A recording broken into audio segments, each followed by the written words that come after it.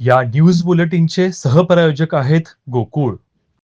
कोल्हापूर दक्षिण मतदारसंघातील करवीर पंचायत समितीचे माजी सभापती व काँग्रेसचे नेते मुळशिंगीचे रहिवासी प्रदीप झांबरे यांनी भारतीय जनता पक्षात प्रवेश केला.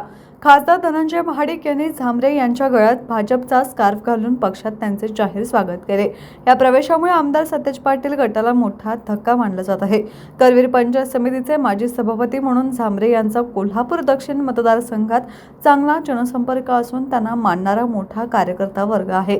आमदार अमोल महाडिक यांच्या विकास कामांमुळे प्रभावित होऊन आपण भाजपमध्ये प्रवेश करत असल्याचे झांबरे यांनी सांगितलं.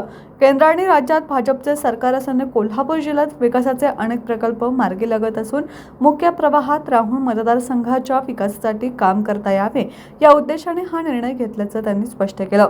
यावेळी खासदार धनंजय महाडिक यांनी प्रदीप झांबरे यांचा पक्षात योग्य सन्मान राखला जाईल अशी ग्वाही दिली.